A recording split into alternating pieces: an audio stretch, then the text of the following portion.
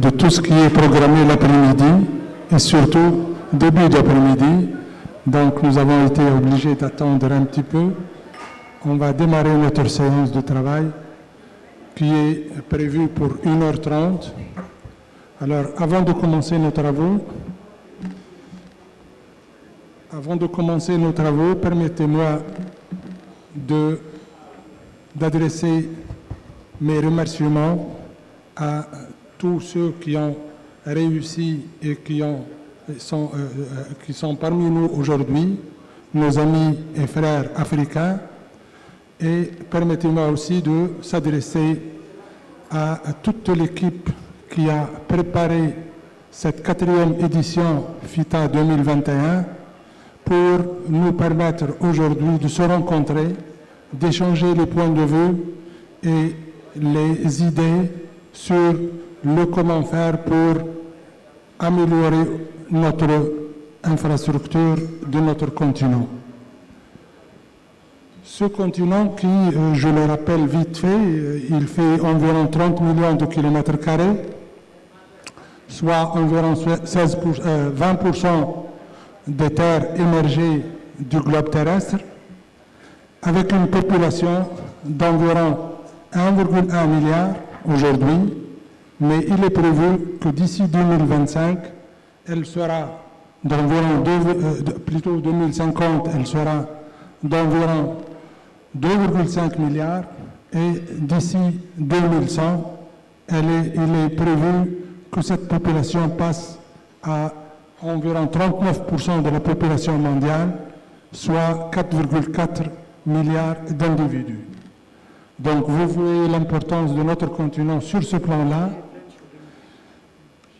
mais malgré toutes ces caractéristiques-là et sous toutes ces richesses-là de notre continent, un déficit énorme qui est constaté par nous, citoyens africains, sur le plan infrastructure.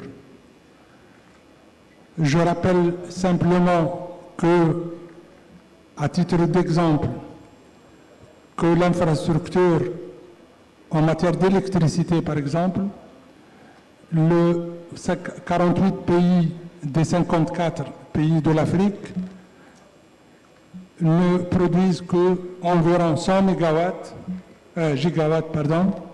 soit l'équivalent à peu près de la production de l'Espagne.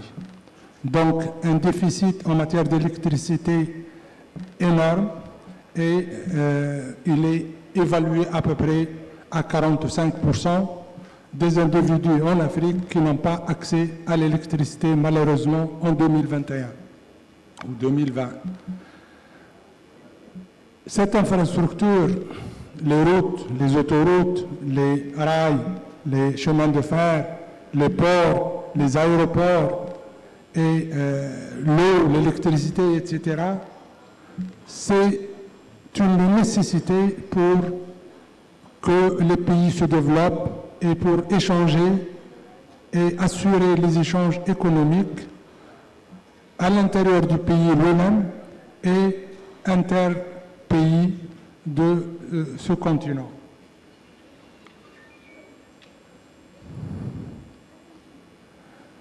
Ce continent reste, comme je l'ai dit, un peu en retard, même en retard par rapport aux autres continents.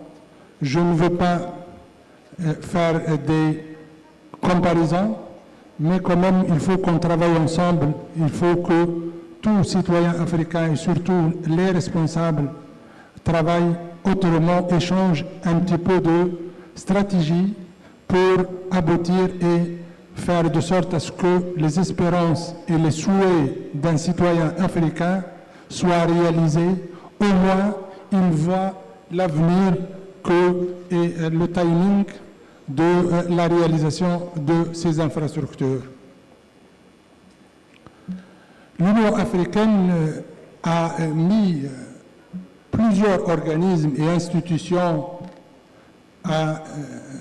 qui travaillent dur avec les différents responsables des différents pays pour améliorer au maximum les infrastructures et pour assurer l'interconnectabilité entre les différents pays. Mais ça reste quand même très insuffisant par rapport aux souhaits du citoyen africain. Le succès de la zone de libre-échange continentale africaine dépendra de la rapidité de mise en œuvre des corridors dont on a parlé depuis très longtemps. En tout cas, la dernière édition, c'était 2010, et c'était une stratégie qui a été tracée. Donc, on va se demander après, ensemble, où est-ce que nous en sommes dans la réalisation de ces corridors.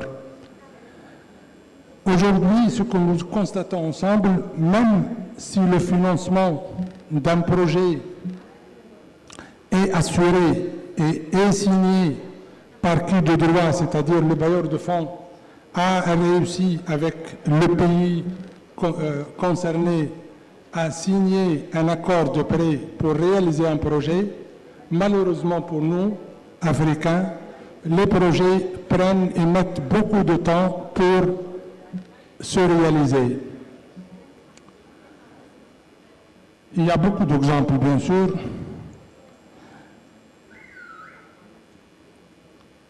Ce financement, même s'il a connu une hausse assez importante, il est passé en 2018 jusqu'à environ 100 milliards de dollars, soit 4,4% du PIB du continent, mais il reste très insuffisant pour réaliser ce que nous espérons, nous, Africains, en matière d'infrastructure et pour améliorer l'interconnectabilité entre les différents pays. Donc, il y a plusieurs questions qui se posent aujourd'hui au niveau surtout de la stratégie qui a été annoncée il y a quelques années. Je lis ce qui a été écrit à propos de cette stratégie. Alors, et on se demande ensemble, nous, citoyens africains, et j'espère que les spécialistes vont nous répondre sur ce sujet-là. Qu'en est-il alors des projets, des corridors qui ont été annoncés? Où est-ce que nous en sommes? Comment s'appuyer sur les programmes comme le pacte avec l'Afrique du G20 ou le double agenda de transition verte et numérique proposé par la nouvelle politique de voisinage de l'Union européenne? Quelle serait la gouvernance sur les projets transfrontaliers? Comment capitaliser sur les connaissances acquises et généraliser les bonnes pratiques pour mieux attirer les financements? Quel label de qualité mettre en place pour les projets d'infrastructure? Quels sont les instruments financiers appropriés pour soutenir l'ensemble de la chaîne de valeur des infrastructures en Afrique? Nous allons parler de tout cela ensemble avec des propositions, et j'espère qu'on sortira avec des propositions concrètes pour améliorer la stratégie et pourquoi pas la modifier pour donner suite aux espoirs du citoyen africain. Et bien sûr, toute cette amélioration de l'infrastructure ne fait qu'améliorer la qualité de vie du citoyen africain. Malheureusement, à part quelques pays, bien sûr, qui sortent de l'ordinaire ou qui ont fait beaucoup mieux que le reste de ces pays, la réalisation des projets prend beaucoup de temps par rapport à ce qui se passe dans les autres continents. Aujourd'hui, même pour un projet qui a reçu l'accord de financement et pour lequel la chose la plus difficile a été résolue, je parle d'un projet qui a été, où un accord a été signé avec qui de droit, les bailleurs de fonds, pour passer à la réalisation, mais malheureusement, il reste sans réalisation et il met beaucoup de temps pour être réalisé. Et avec une est-ce qu'il faut se demander, est-ce que c'est les procédures administratives qui ont fait ça? Est-ce que c'est le manque de personnes qualifiées et compétentes? Est-ce que c'est le manque de bureaux d'études ou d'entreprises qualifiées et compétentes? Est-ce que c'est le manque de la bonne gouvernance qui est derrière la lenteur et la limite de la qualité de nos projets? Où en sommes-nous par rapport à la réalisation de projets PPP, par exemple? Il y a quelques pays, je viens de parler avec nos invités ministres de quelques pays africains qui ont beaucoup fait et qui ont réussi à utiliser ce mode pour réaliser plusieurs projets. Mais malheureusement, il y a plusieurs autres pays africains, dont la Tunisie bien sûr, nous n'avons pas réalisé de projets, de grands projets ou plusieurs projets en utilisant ce mode de réalisation qui est utilisé à peu près partout dans le monde aujourd'hui. À toutes ces questions-là, bien sûr, je ne vais pas, moi, m'accaparer la parole et nous avons prévu à toutes ces questions vont répondre nos invités panélistes. Malheureusement, il y a quelques absences, mais ne vous en faites pas, il y aura des interventions à distance. Donc, je remercie toute personne qui a accepté d'être parmi nous dans ce panel-là. Et d'accord. Donc, je vais en parler. Donc, je dois remercier tous ceux qui ont accepté d'être dans ce panel-là et bien sûr M. Mounzer Khamfir, responsable de ce panel-là. Moi-même, Mohamed Salah Arfaoui, ex-ministre de l'Équipement et de l'Habitat et de l'Aménagement du Territoire en tant que modérateur. Monsieur le ministre de l'Équipement et de l'Habitat, si Kamel Doukh n'a pas pu nous joindre, il y a avec nous le directeur général des ponts et chaussées, c'est Souley. Alors, monsieur Hamadou, Senior Director, Africa Finance Coopération, Madame Freda Yawson, African Center for Economic Transformation, Monsieur Aymen El-Zoghbi, Senior Manager, intra-africain, Trade Initiative, AFREXIMBANK. Alors, il y aura deux interventions, bien sûr, Madame Freda Yawson qui est panéliste avec nous et Monsieur Opuyo, j'espère que je prononce correctement, Oforio Keremia. Il n'est pas panéliste, mais il y aura une intervention. Alors, pour s'organiser au mieux, nous avons, et on va faire, j'espère, on va faire mieux que les autres panels, en respectant l'horaire qui nous a été réservé d'1h30. Donc, pour respecter cet horaire-là, j'invite mes collègues ici qui vont prendre la parole à ne pas dépasser les 4-5 minutes au maximum. Et sauf, et après votre permission, il y aura une intervention de Madame Freda Yawson de l'African Center for Economic Transformation qui a accepté de nous conférer sur les résultats des études réalisées par ce centre-là et nous parler des défis, de la qualité de l'infrastructure en Afrique et nous éclairer davantage sur ce sujet. Avant de lui passer la parole, encore une fois, je remercie toute personne qui est parmi nous et j'espère que nos invités trouvent le bon séjour en Tunisie et bienvenue en Tunisie encore une fois. Merci. Donc, je passe, si c'est bon, Madame Freda, elle est avec nous. Elle doit, et nous l'appelons et nous l'invitons à nous excuser pour ce retard. Et nous avons essayé de faire de notre mieux, mais j'espère que ça ne va pas vous déranger davantage. Merci, Madame.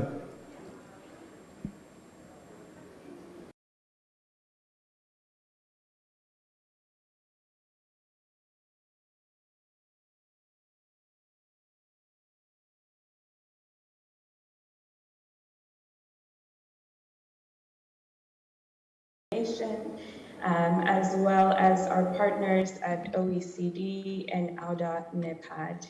I have a presentation that I would like to share, please. So if someone can assist me, I would be grateful. However, in the meantime, for those who are not aware of what we do at the African Center for Economic Transformation, I can share with you that our vision is to have a transformed Africa in a generation. And our mission is to help governments and businesses deliver economic transformation through depth, which is diversification, exports, productivity, and technology. So today, I want to just very quickly share a little bit about our work and what we have found in our recent research around the challenges that we face in infrastructure on the continent.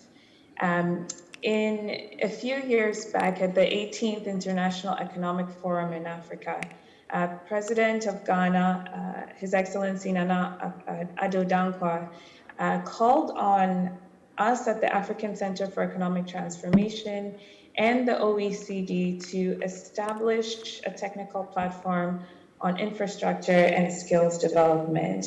And so Asset and Dev, working together with both our African partners and our global partners at AUDA-NEPAD and GIZ, implemented the first phase of an initiative to identify areas for speeding up processes for preparing, funding, and implementing infrastructure projects in Africa.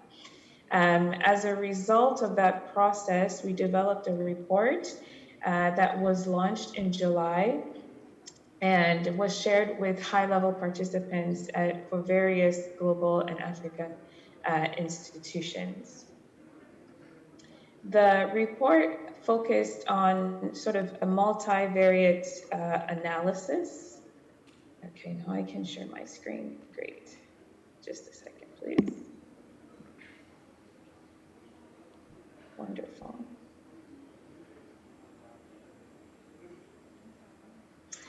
And so throughout our research process, we obtained inputs from a number of dialogues with experts and think tank groups.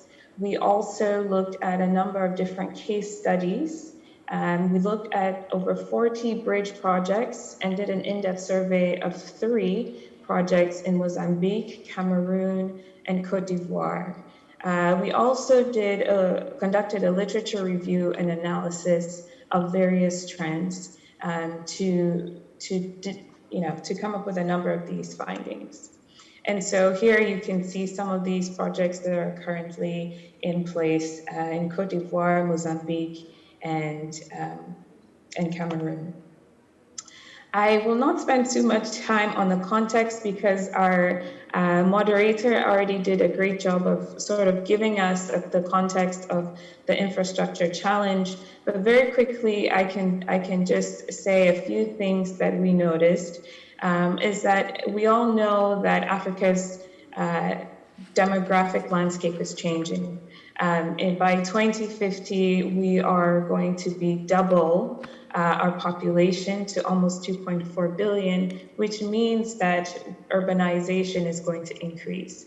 This also means that we need to scale our infrastructure to be able to meet the needs of a larger urban population, whether that means roads or energy or linkages between rural and urban centers. We also know that we need to do a better job of integrating our regional corridors so that we can shape new landscapes and improve the value chains within our regional areas. The AFCTA has already been a great step in this process. However, we know that infrastructure is still a binding constraint. And one of the key strategies we found in our process of speaking to these experts is to concentrate our scarce infrastructure in areas where we have a comparative advantage. One example is in Gabon.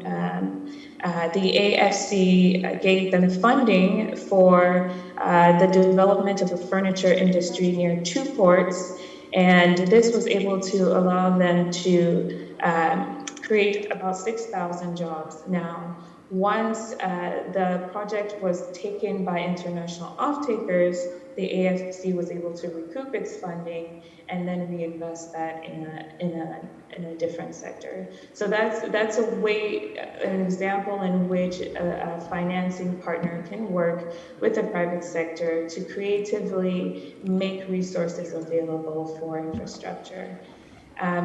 Despite the big gap that we have, over $170 billion needed for infrastructure, we are receiving some investment today.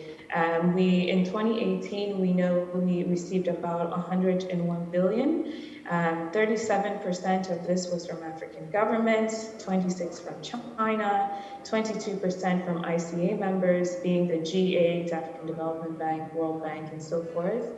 12% from private sector and 2% from the Arab Coordination Group. This tells us that still a large part of our investment will need to be from the public sector, even though we do have a lot of development financing coming through. And I won't go through all of these, but as I mentioned, there is a lot coming through. And so with that in mind, PIDA and AUDA-NEPAD have a new sort of vision, an improved vision or strategy for developing infrastructure, and that is to have a focus on regional infrastructure. In the second phase of PIDA, they are going to be focusing on the creation of infrastructure ecosystems beyond single projects. And I think this is because in the first phase, they realized that half of the projects didn't reach the construction level, and there were a number of issues in the preparation stage.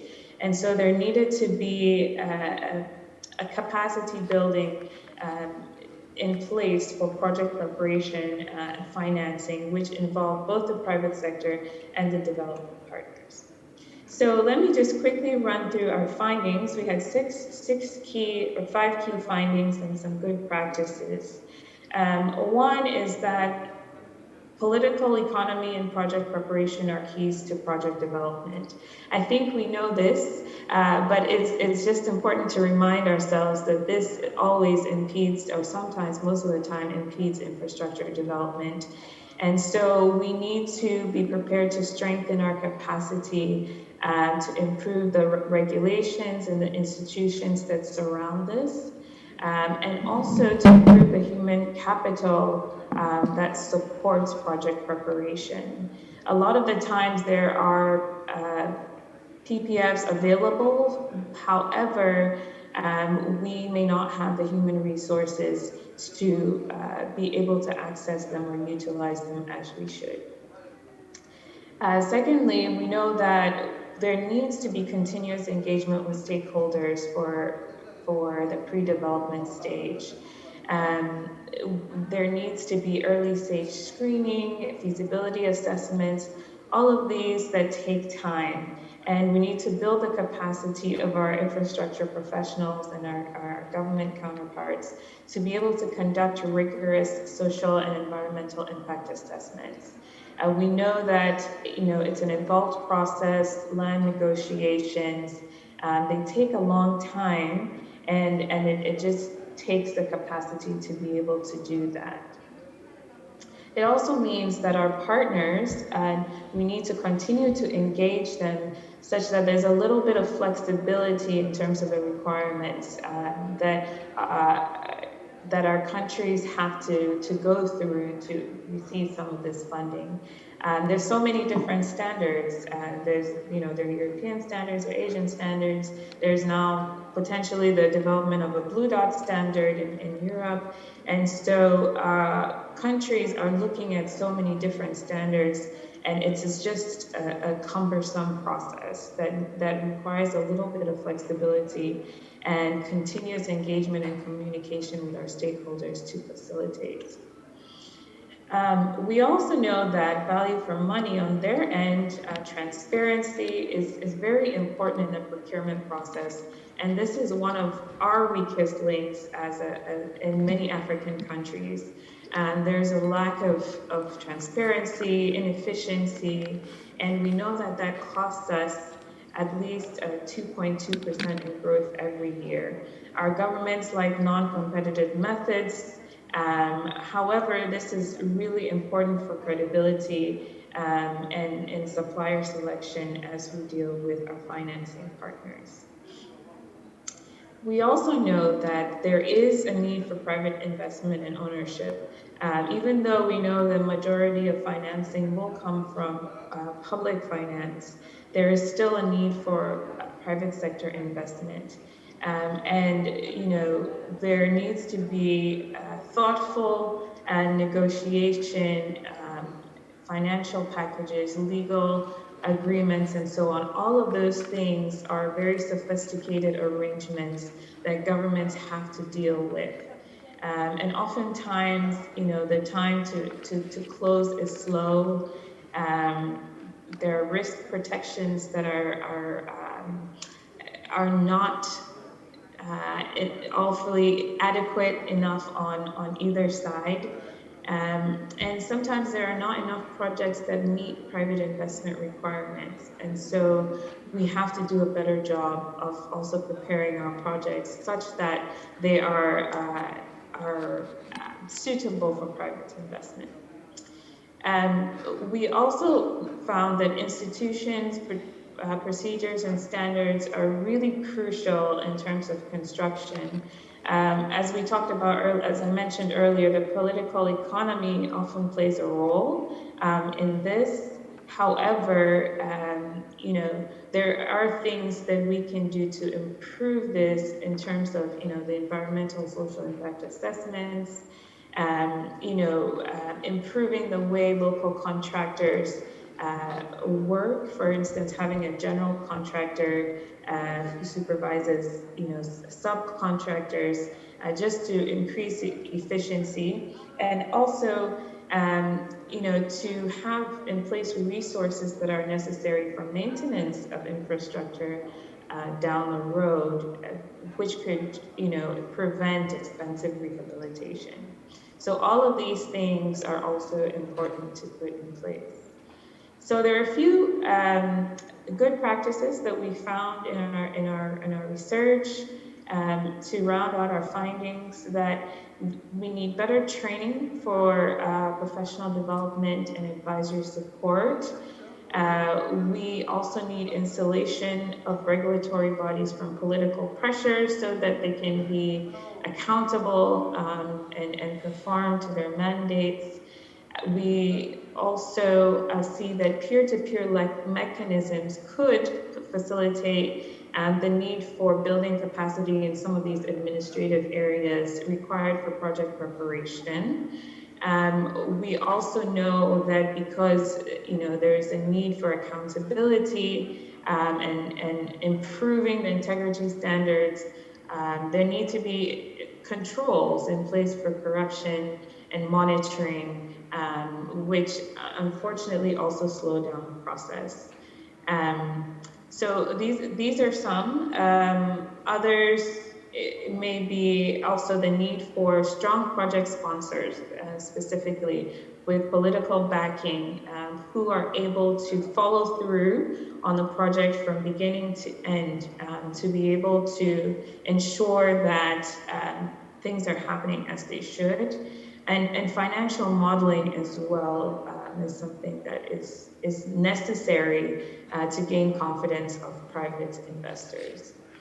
Now, we do know that there's this tension in the way that some of our financing partners approach the process. Our traditional development finance partners and OECD members often sort of take the need that there needs to be institutional capacity, institutional strengthening before some of these project development processes can take place. However, governments also need these infrastructure, and sometimes we also recognize that they cannot be at the level of having such strong institutions and standards while waiting for this infrastructure. And so this is where you see partners like China who take a non-interventionist approach, not making any demands or having conditionalities, but we're going ahead to implement despite the condition of our government institutions. However, that also has its con in the sense that there might be some weaknesses in the process, harming the environment or generating debt. And so there needs to be sort of a duality in the approach, which allows governments to both be able to get the funds that they need, while at the same time strengthening their capacity to deliver better quality projects. And so to conclude, we have two recommendations as a result in this report. First is to promote the wider application of Auda Nepad's PIDA quality label, which is already in existence. This will solve the problem of having different standards that African countries have to deal with with different financing partners. We now have an African quality standard. And so countries learning more about this process, this was part of the service delivery mechanism, has templates and procedures and manuals that countries can use to help prepare projects to a level that is of good quality to financing partners.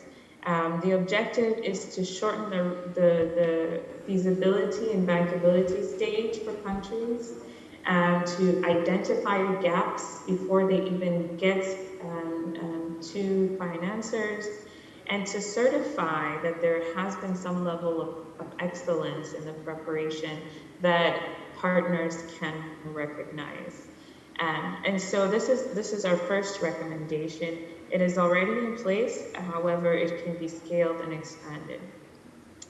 The second recommendation is to develop a platform for peer-to-peer learning.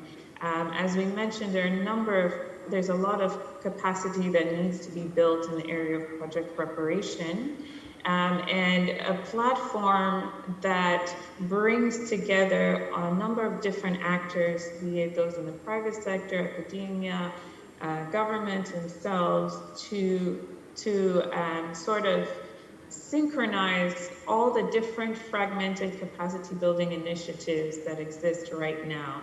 It's not that they don't exist, they're doing different things and approaching infrastructure in a different way. The last infrastructure platform I think, that tried to bring all of these together is currently not in existence. And so this is not to duplicate efforts, but try to bring many of these networks, disparate networks together. And we have been in touch with many of them and reached out to almost 40 different institutions and organizations on the continent that are working in this area. And so the idea is to leverage the expertise of these networks and the infrastructure professionals within them across different sectors, but to also build a pipeline of the human capital who can develop these types of PPPs. And then also to enhance cooperation amongst both traditional and non-traditional development partners and African governments. So with that, I will conclude my presentation. Thank you very much, and over to you.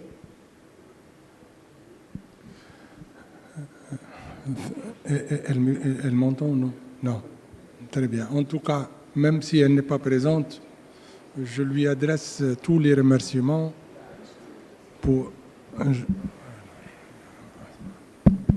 Je lui adresse tous les remerciements de la part des panélistes et de tous ceux qui sont présents ici.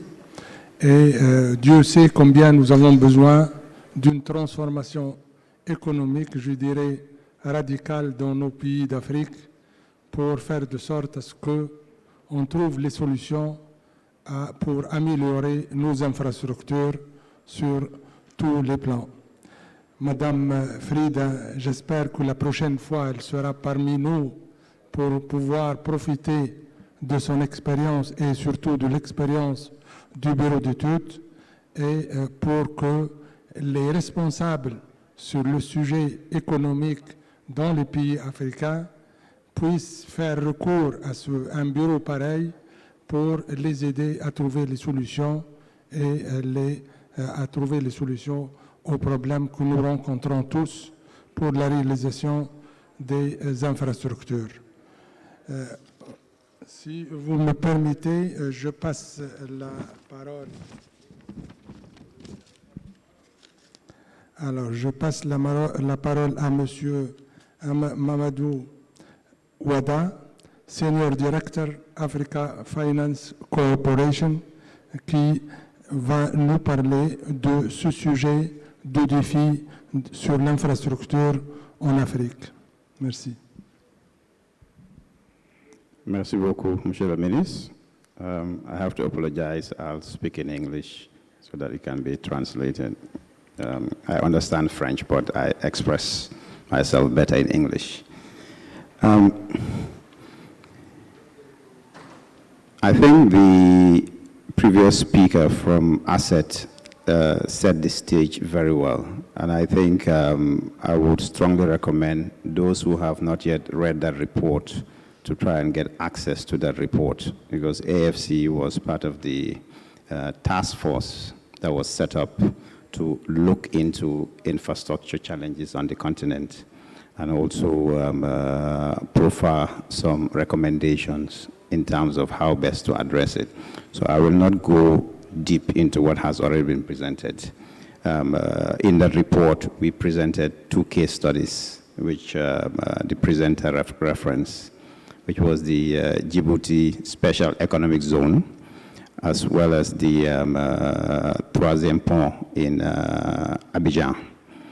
But just to sum it up, and I think some of the things I'll say was mentioned previously, but I'll try and give a bit more detail.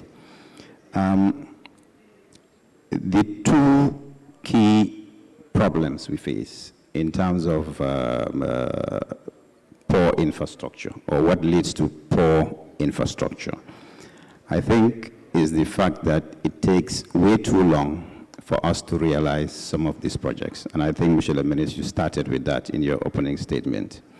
And a very poor culture of repair and maintenance. So that has led to significant negative impact on the economies of African states. Studies have shown that the poor state of our infrastructure results in at least 2% reduction in our annual GDPs. The UNECA has also, through a study, showed that intra-African trade is likely prevented by the lack of proper infrastructure. If you look at the statistics, only 18% of trade happens between African countries. And if you compare to what happens in Asia, where Asian countries trade among themselves by almost 60%, it's almost 70% in Europe.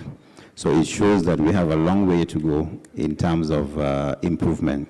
And the first step towards addressing that is to try and provide the enabling infrastructure. So for me, traditionally, infrastructure has always been the responsibility and will continue to be the responsibility of government. But given the size of the deficit and given the level of government borrowing in terms of debt to GDP ratio, I think it's very, very apparent that government alone cannot continue to provide the infrastructure that needed. So there's definitely the need to try and bring in the private sector, and also to identify some innovative ways of financing some of our infrastructure. So I'll just touch on 2 or 3 of those ways, then I'll allow other panelists also to intervene. Innovative financing. I think, Mr. Minister, when you were intervening, you mentioned the time it takes from when projects are conceived to when actual construction starts. It's way, way too long. And I think the study that the lady just referenced looked at case studies of projects being developed in China, in Europe, in Latin America, and in the US, and of course in Africa. And there's a huge difference in terms of the time it takes to develop projects on the continent. So, and one of the reasons is the fact that the time it takes for financiers to process transactions and make monies available for construction to start is way too long. What has AFC done? And I think we have a couple of case studies for which we've tried to change the financing model to make it much more streamlined and to ensure that construction can start in a much quicker manner. We're doing a project in Djibouti, which is a 60 megawatt wind project. We've realized that when we engage with lenders, the processing time from when they receive the request for funding, for them to go through the appraisal process, go through their internal approval process, then go through the loan documentation process, it could take from 18 months to 2 years, just for processing, basically. So what we've done in Djibouti, we decided to curtail the processing time of lenders. So we develop, then decide to start construction using all equity funding. That is, the project owners will provide money to kickstart the construction. So construction will be ongoing while lenders are going through their credit approval process. So by the time they are ready, in most instances, the project is almost halfway or 70% complete. Then you bring in the debt to refinance the equity that was in there. So in so doing, we were able to reduce the time to construction by almost 18 months in the Djibouti project. The other issue that is very, very important, and I think is one of the reasons why projects take too long, is the fact that there is no standardization in terms of documentation. For example, a developer can come and start negotiating a PPA for a power project. It takes months to negotiate, and you reach an agreed position which financiers feel is bankable, and they decide to finance. When the next developer comes to engage on a PPA, instead of using the template that was already negotiated and agreed upon, we usually start from where we started before with the previous developer and renegotiate again to come to the same landing, which is going to take another 18 or 2 years to arrive at. So there's the need to start adopting bankable templates and using it across the board. That would help not only reduce the time to financial close, but it will also significantly reduce the costs of developing projects, because the negotiations you take, the lawyers you hire to be negotiating the same things over and over again is significant costs towards the project. AFC is looking at such a scheme in Senegal, where we are financing a 300 megawatt gas-fired power plant. Senegal has a very good track record of IPP projects. And most of those IPPs have been financed by international development financial institutions.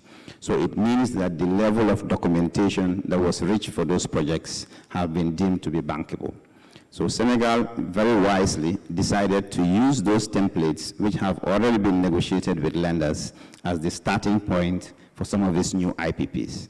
And in so doing, they were able to significantly reduce the development time, which typically for a 300 megawatt gas-fired power plant, it would take nothing less than 4 to 5 years to reach construction.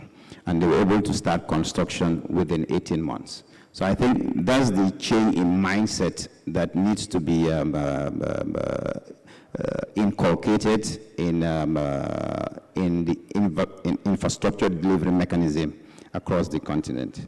The last issue, which is very, very important, is we should stop looking at infrastructure as an individual project entity, as opposed to an ecosystem entity. And I think there was a conversation in the previous panel regarding the need to develop a cluster of projects that are interrelated. So if you are funding a mining project, you don't just fund the mine, but you fund the mine, you fund the necessary infrastructure that is that would help to beneficiate the mine, provide a power solution that would drive that transformation, provide the logistics that would move the product from the mine to the port, and provide the port that would evacuate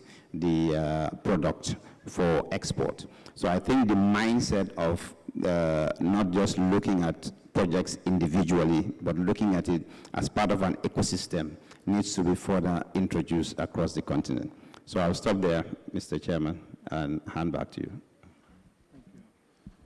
Thank you very much.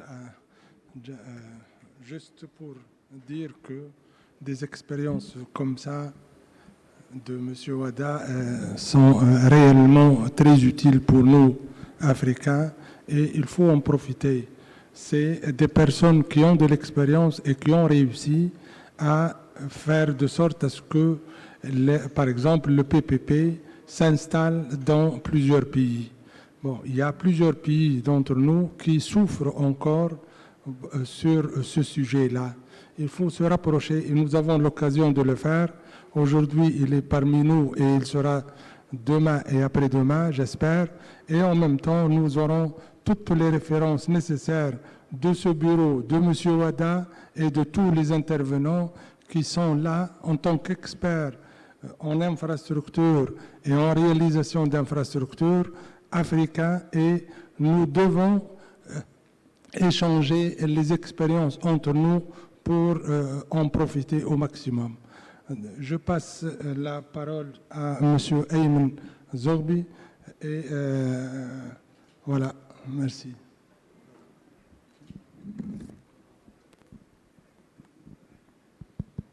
Hello, can you hear me? Okay. So, merci beaucoup. Je m'appelle Aymen El-Zoghbi. Je travaille avec AFREXIMBANK. Je suis responsable pour le commerce et investissement intra-africain dans la banque. Well, this is how far I can go with the French. So, with your permission, Chairman, je vais continuer en anglais. Really, I would like to first thank you and thank the ABC for honoring me with this invitation and to be here speaking in Tunisia. I'm Egyptian, but I always consider Tunisia to be my second home, and it's always an utmost pleasure for me to be in Tunisia.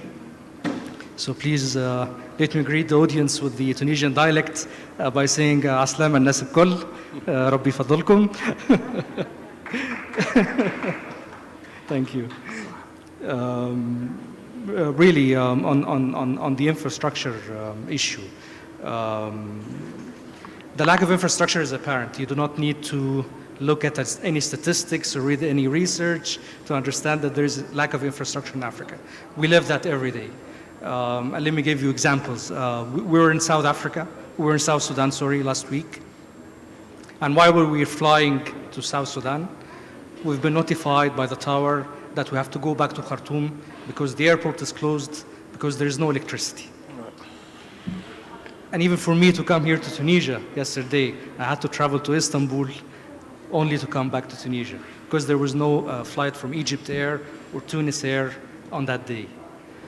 We were also in a meeting with the Minister of Trade of Sao Tome and Principe when he said that the average waiting time for large ships to go into the country is 2 months because of there is no proper port infrastructure to service those ports.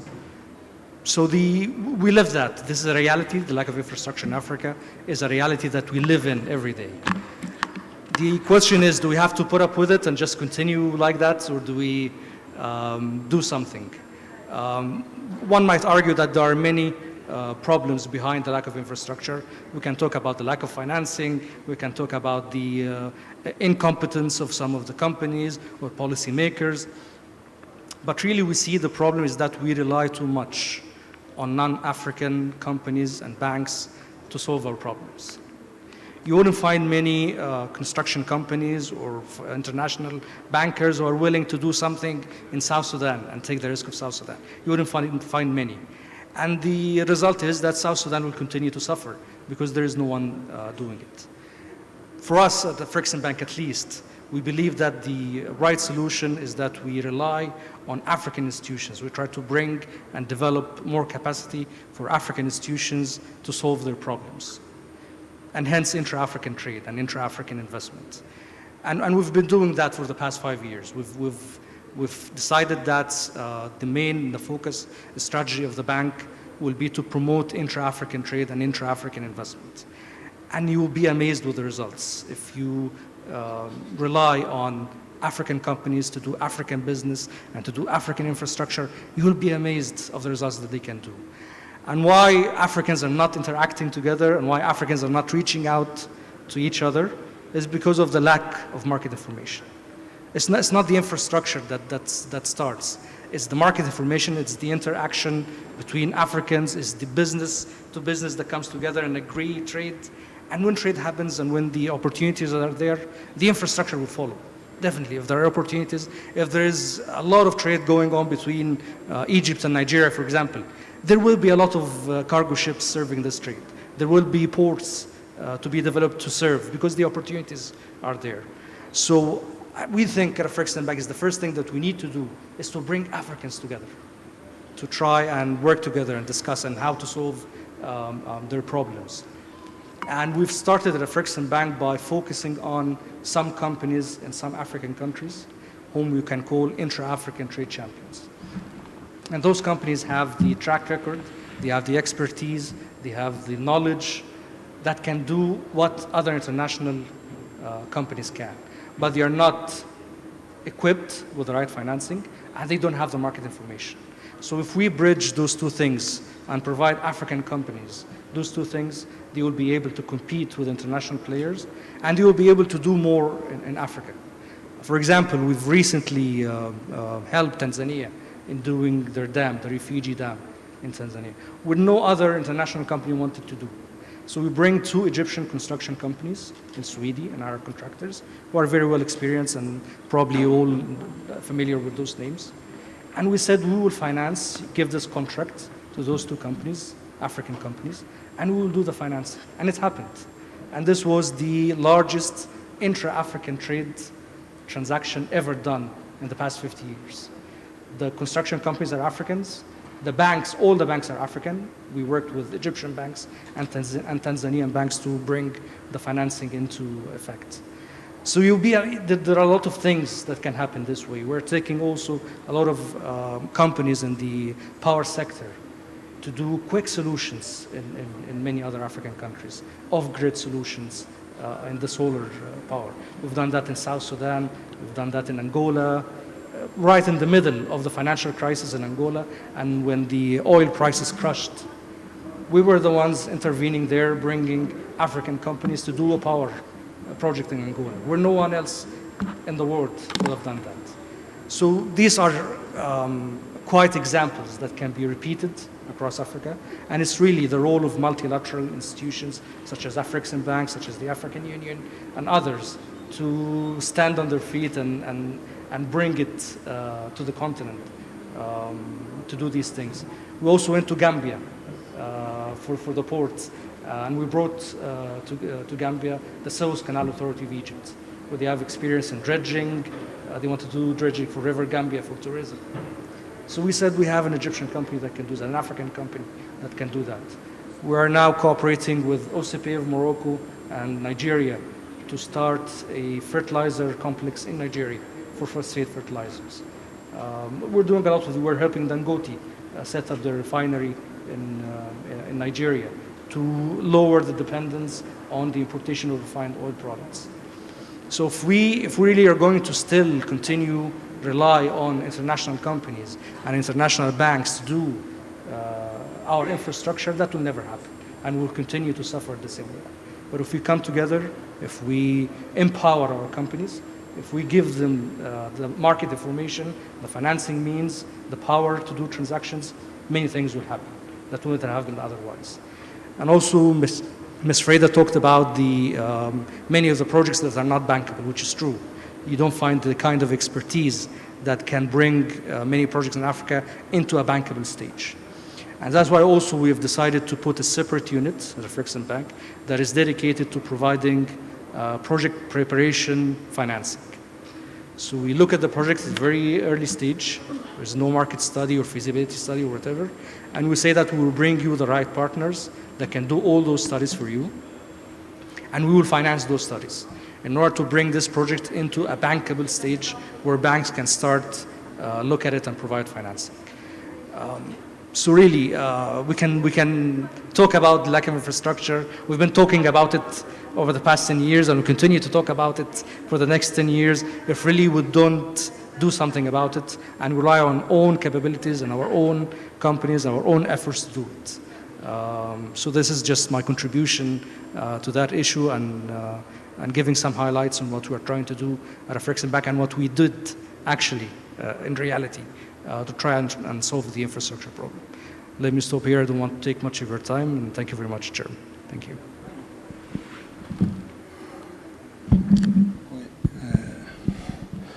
Merci, Si Aymen.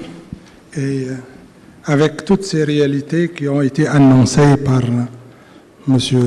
Aymen El-Zoghbi à propos des transports maritimes, à propos des transports aériens, à propos du secteur énergie, etc. Toutes ces insuffisances dans notre continent, mais en face, nous avons malheureusement, et il faut le dire, il faut l'annoncer, quelques difficultés auxquelles on ne trouve pas de réponse. Et j'espère que si Souley, ici présent, notre directeur général des ponts et chaussées, nous aide à comprendre mieux, mais il y a des projets qui ont été décidés dans plusieurs pays en Afrique depuis des décennies, et même des projets qui sont pour lesquels le financement existe.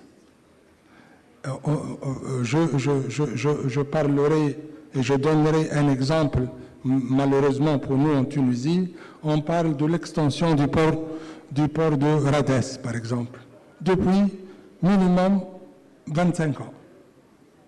Les études sont achevées, le lancement d'appel d'offres a été relancé à plusieurs reprises, etc., etc. Et les projets de ce type-là, il y a des pays qui savent pertinemment qu'en matière d'énergie, ils seront devant un manque d'ici quelques 2 ou 3 années.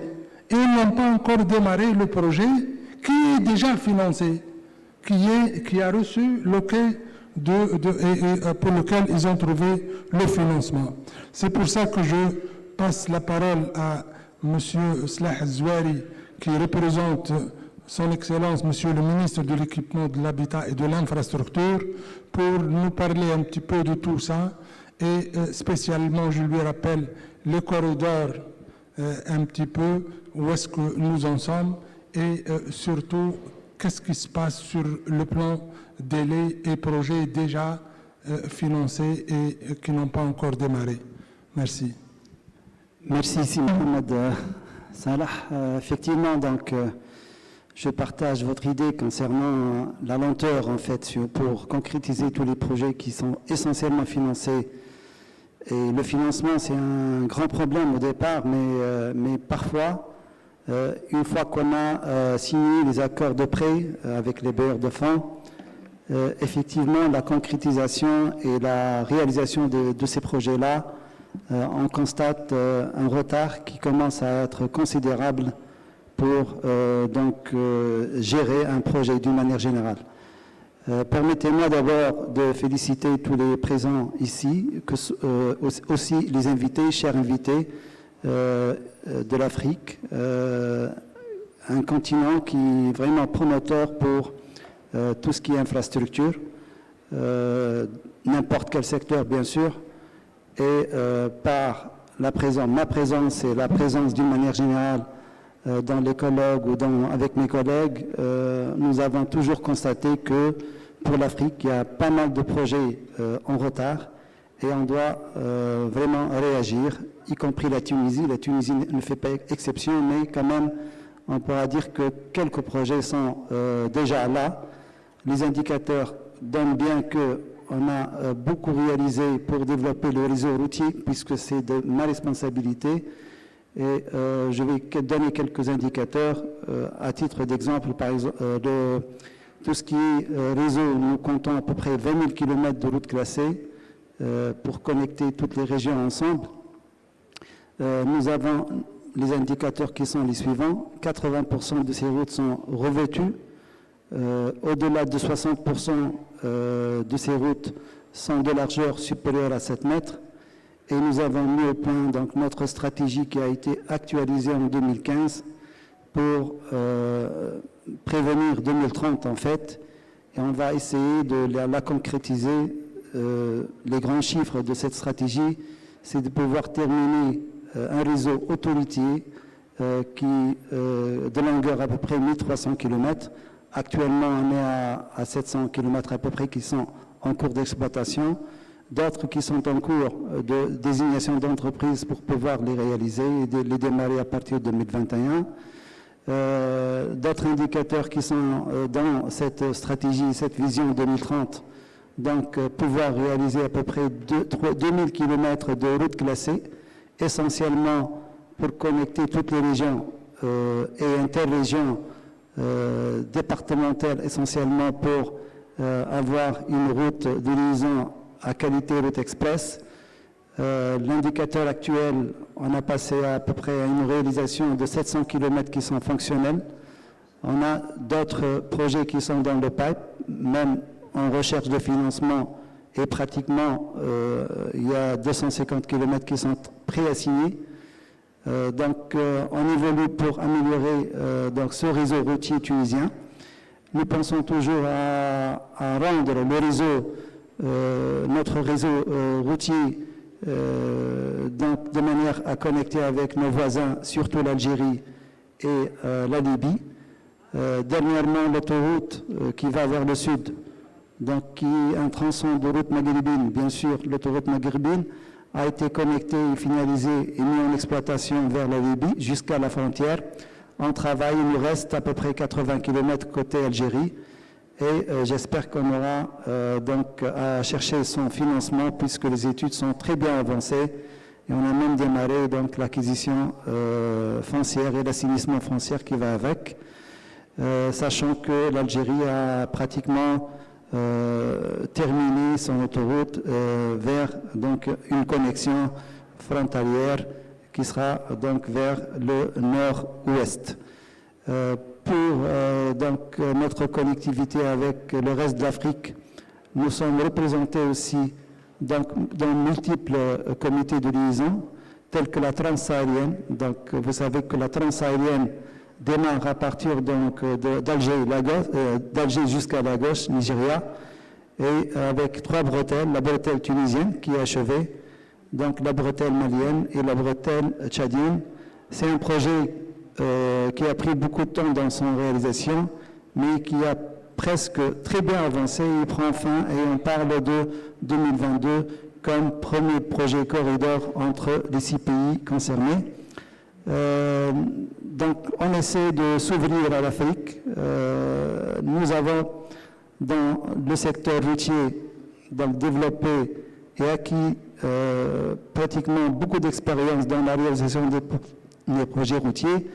Ce savoir-faire, nous voulons le partager. On est déjà sur l'Afrique par les bureaux d'études qui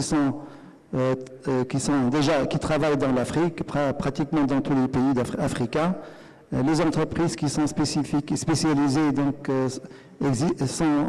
participent dans le développement des différents projets d'infrastructure de l'Afrique. Et bien sûr, je partage mes collègues qui ont bien signifié que rien ne marche si on ne trouve pas le financement nécessaire. Et surtout, si on le trouve, il faut le concrétiser rapidement parce qu'il y a beaucoup à faire en Afrique essentiellement. Et j'espère que la main dans la main, on essaiera de développer tout le réseau, tous les corridors économiques et pouvoir les réaliser, les rendre exploitables pour assurer une meilleure connectivité dans le transport routier d'une manière générale. Merci, M. Hamsalah. Oui, merci, Sislah.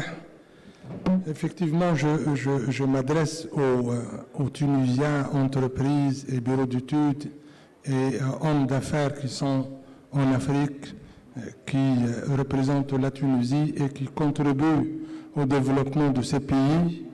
Je les invite toutefois à respecter leur marché et à faire de sorte à ce que, surtout, respecter et faire de sorte à ce que la qualité soit la meilleure possible de leur exécution et réaliser bien leurs devoirs.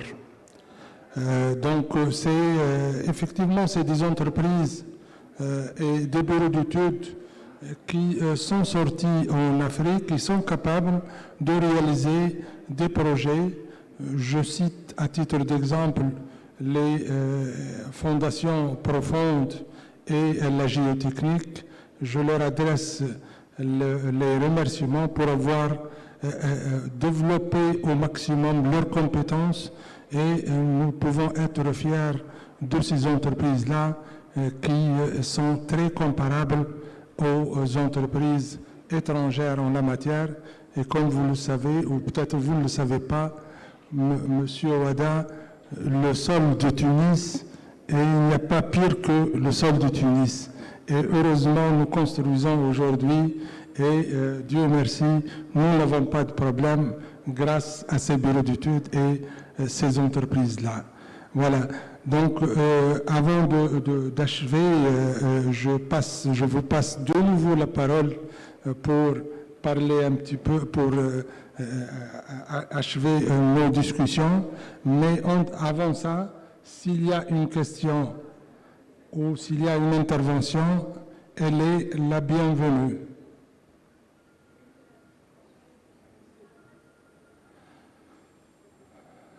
Oui, allez-y, tfadal.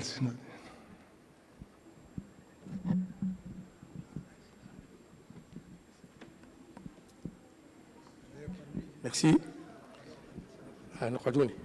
D'accord. OK.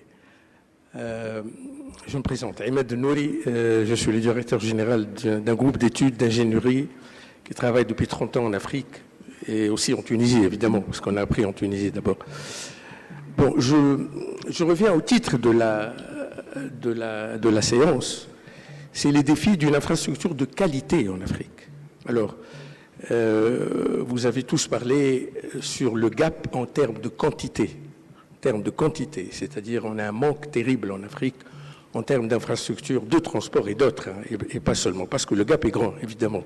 Donc merci d'avoir pointé du doigt le gap en termes de quantité. Mais quid de la qualité? Donc, qui dit qualité des infrastructures dit la disponibilité en nombre suffisant et en qualité suffisante de concepteurs, d'ingénieurs, de managers qui vont gérer des projets complexes. Bien sûr, il y a des conditions tout à fait difficiles, astreignantes pour réaliser de bonnes infrastructures en Afrique. Vous en avez cité quelques-unes, par exemple les législations, la bureaucratie, les lois d'une manière générale qui sont un peu contraignantes, et même les procédures de choix des concepteurs ou des entreprises de travaux qui lèsent parfois la qualité au profit d'autres paramètres. Donc, moi, je pense qu'il y a un effort très important à refaire, parce que l'Afrique a investi beaucoup dans la formation depuis les indépendances, mais ça a stagné. Ça a beaucoup stagné. Depuis les années 80, depuis la grande tempête néolibérale de Thatcher et de Reagan, l'investissement dans la formation de qualité a beaucoup baissé, laisse à désirer. What about vocational training, for example? Il n'y a presque plus de budget. Moi, je travaille, comme j'ai dit, sur pas mal de projets en Afrique. Est-ce que vous savez que maintenant, on n'achète plus de logiciels? On fait des abonnements à des licences de logiciels. Une fois le bureau d'études parti, le pays concerné, bénéficiaire, n'a plus de budget pour financer l'abonnement annuel à ce logiciel. Donc il y a une stagnation de la compétence, de la connaissance, du know-how. Et comme nous avons ici, dans le panel, 2 organismes qui financent beaucoup de projets d'investissement, j'aimerais leur poser la question, quelle est la part de leur investissement dans la formation des cadres, dans la formation universitaire des ingénieurs, des concepteurs, des architectes, et dans le vocational training, c'est-à-dire la formation sur le tas pour la maintenance des projets, pour assurer la durée de vie, la longue durée de vie des projets. Merci.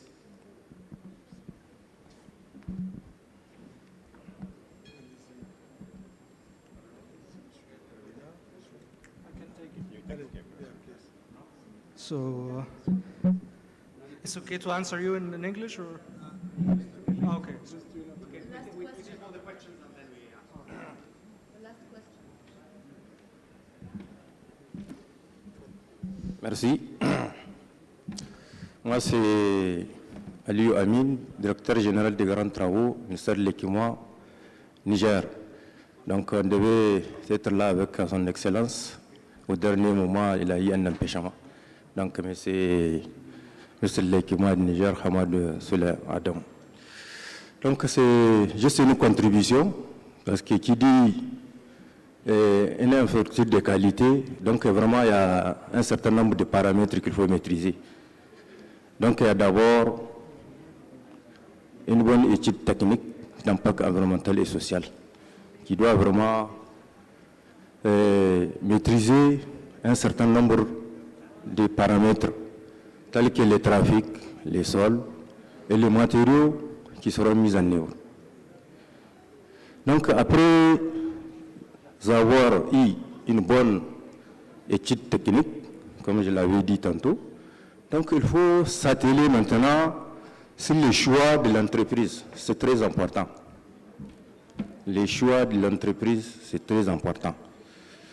Malgré la présence sur le terrain de la mission de contrôle, il faut nécessairement une bonne entreprise. Donc, cette entreprise vraiment doit avoir un personnel qualifié et un matériel adéquat. Donc, après cela, il y a encore le choix du cabinet. Effectivement, le cabinet qui va contrôler cette entreprise sur le terrain. Bon, c'est surtout pas le cabinet, c'est surtout les experts qui vont constituer cette équipe-là qui va partir sur le terrain pour contrôler l'entreprise, pour contrôler la mise en œuvre des matériaux. Et après le choix du cabinet, maintenant, il y a le choix du matériau. Les matériaux qui seront mis en œuvre aussi, si on rate malheureusement les bons matériaux, l'infrastructure va prendre un coup. On peut avoir une bonne entreprise, un bon cabinet de mission de contrôle. Si maintenant les matériaux, les choix de matériaux, si on les rate encore, parce qu'on a eu des cas comme ça, où on a une infrastructure qui a manifester des dégradations prématurées. Il y a des cas où on a fait le diagnostic, on a vu que vraiment c'est lié au choix du matériau. Maintenant, il y a un cas où c'est vraiment la mise en œuvre même de ces matériaux. Si le matériel n'est pas adéquat, dans la mise en œuvre, on va assister à des dégradations prématurées aussi. Donc, le dernier point, c'est la mise en œuvre de ces matériaux-là. C'est vrai, ça dépend de l'entreprise, mais aussi, il faut que l'entreprise ait un personnel qualifié et un matériel adéquat. Donc, si on réunit tous ces paramètres, je pense qu'on peut dire que vraiment, on peut avoir une infrastructure de qualité. Donc, je vous remercie. Okay. Merci. Avant de passer la parole à nos experts qui vont répondre aux deux questions qui ont été posées, j'aime bien, nous avons une intervention de l'étranger. Monsieur Opio, il est de Africa 50, Africa 50. Il est chef opérationnel officier. Je lui passe la parole pour une intervention que j'espère de 5 minutes. Et après ça, on passera aux réponses. Et comme ça, on aurait respecté l'horaire qui nous a été dédié.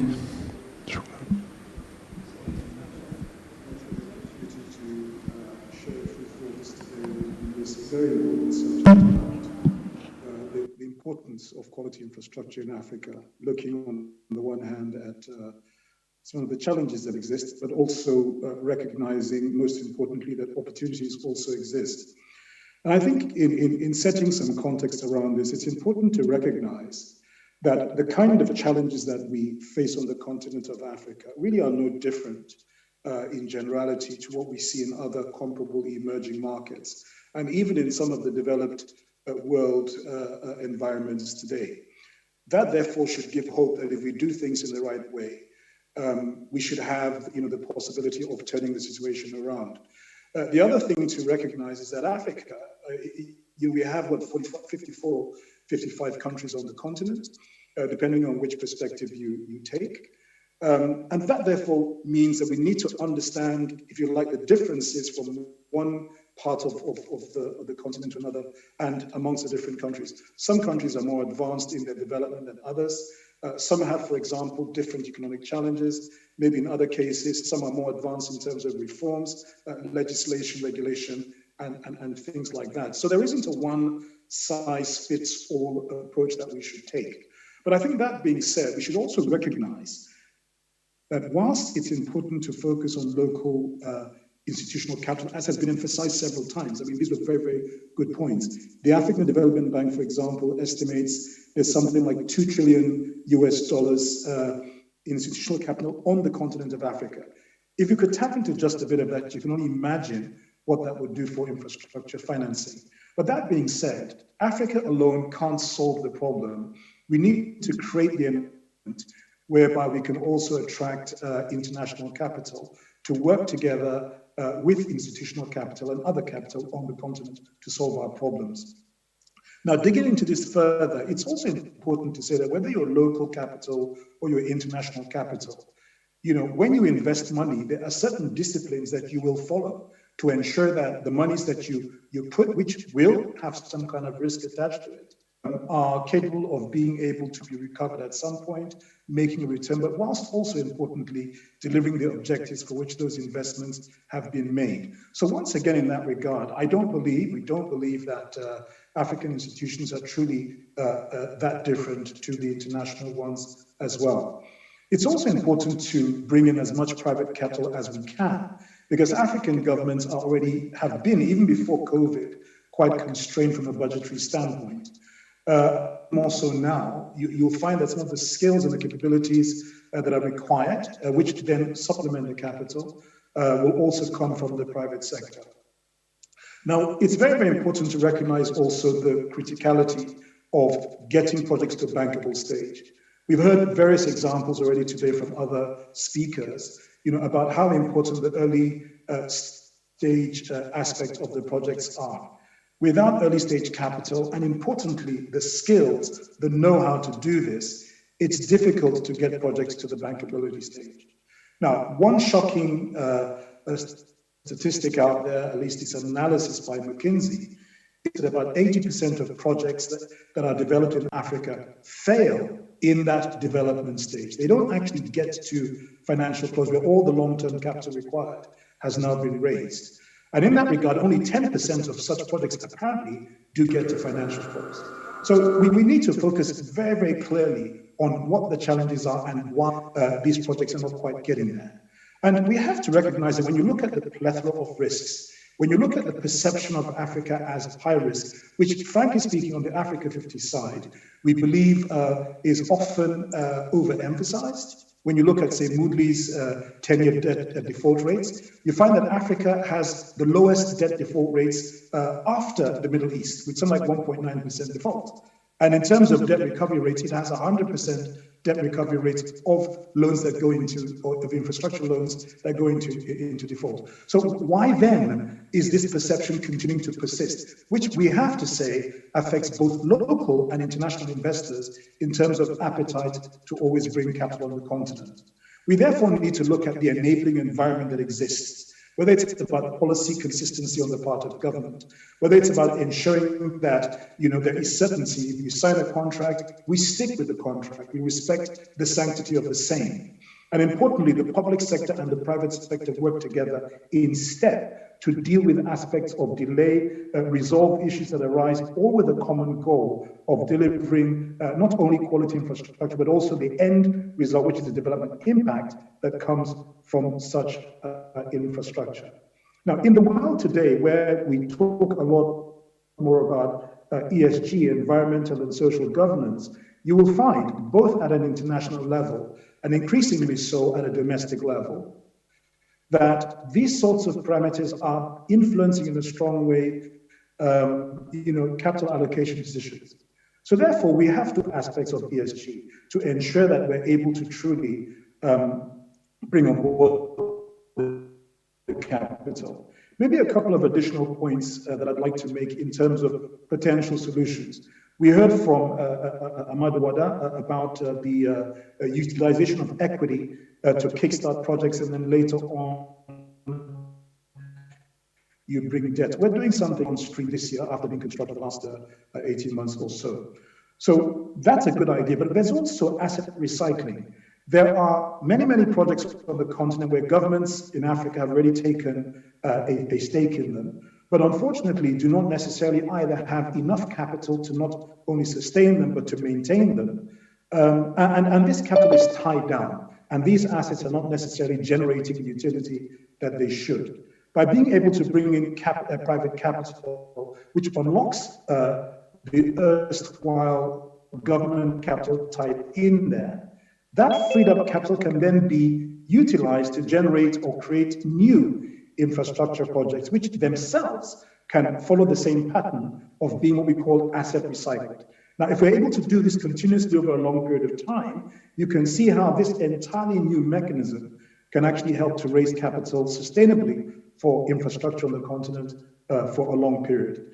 Probably finally also, it's worth mentioning the importance of also finding solutions to how we can fund projects in Africa using local currency.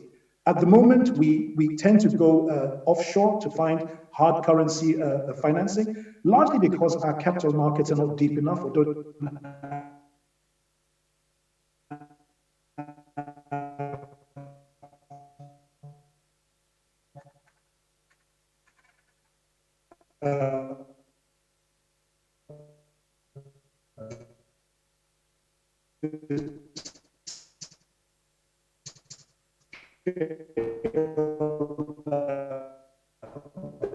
that we require, and also that it's very difficult as well to get the hedging and other risk to be able to develop more projects on the continent.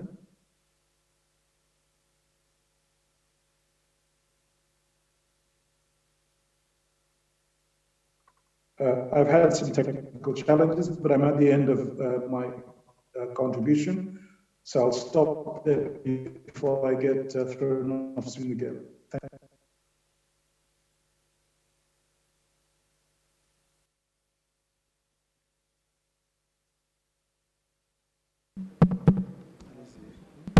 Oui.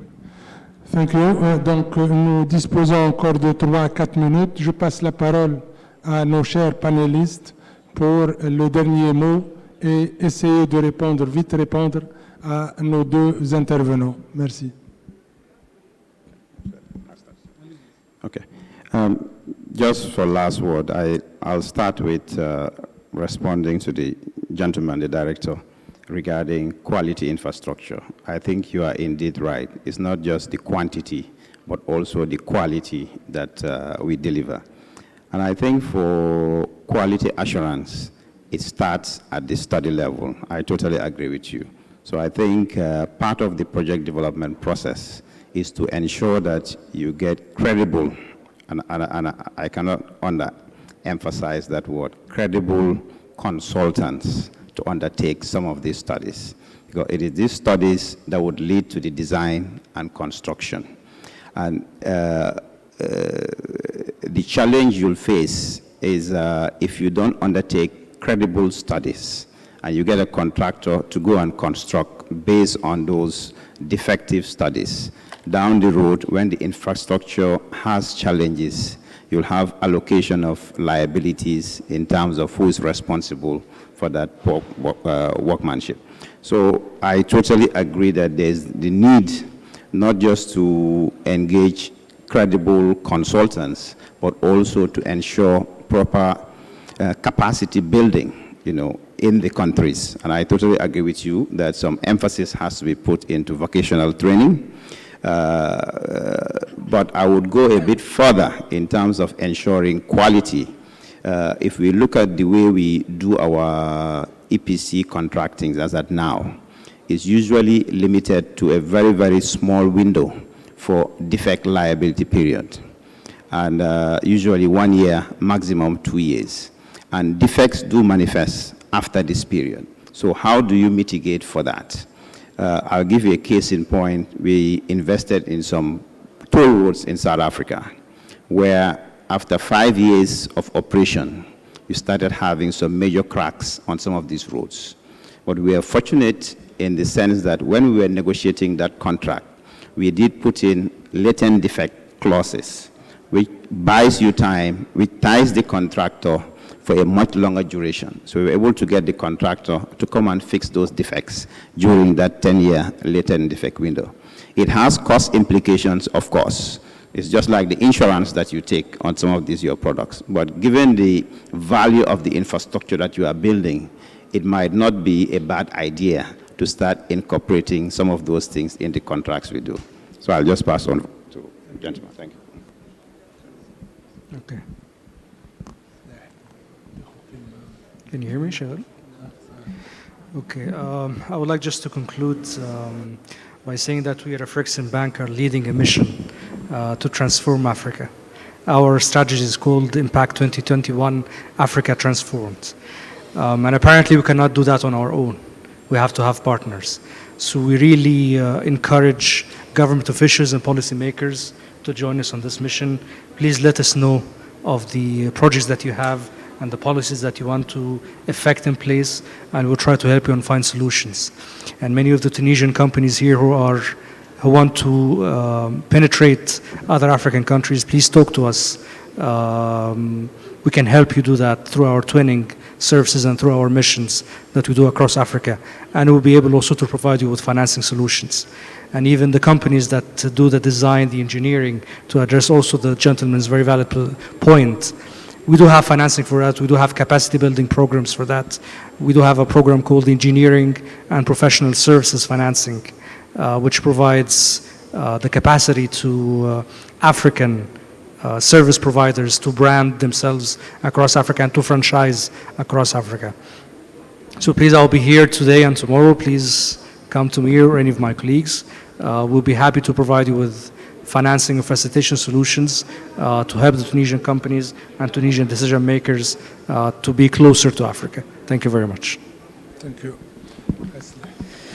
En fait, je vais peut-être ne pas répondre à la question, mais c'est une recommandation pour vraiment appeler les chercheurs et tout ce qui est nouveauté dans la réalisation, nouveautés technologiques bien sûr, pour les insérer dans les projets, parce que certainement le bilan sera positif et cet appel certainement va engager les universités dans l'Afrique, les experts dans l'Afrique bien sûr, pour les associer dans les études, dans les réalisations, parce que certainement, il y a, pour le continent africain, il est différent par rapport aux autres, et je suppose qu'avec cette option, on aura beaucoup à gagner, surtout en environnemental, et c'est bénéfique même, et ça engage le financement de différents projets et bailleurs pour la réalisation et la concrétisation des différents projets. Voilà, merci.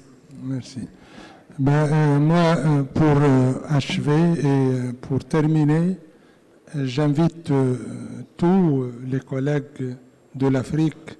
Vous avez des bailleurs de fonds et des financiers qui vous invitent et qui sont là pour financer des projets. Profitez-en, c'est cela. Il se peut que vous avez des projets d'études ou de travaux. Profitez-en pour leur proposer ces projets-là. C'est valable pour nos amis africains que je remercie beaucoup et je leur souhaite un bon séjour. Et pour terminer, laissez-moi remercier quand même toute l'équipe FITA 2021 qui a tout fait et qui a travaillé très dur pour faire de sorte à ce que tout se passe grosso modo correctement, et nous nous excusons pour les retards de 5 minutes, ce n'est que 5 pour 90, donc 5% environ, donc c'est tolérable. Merci beaucoup.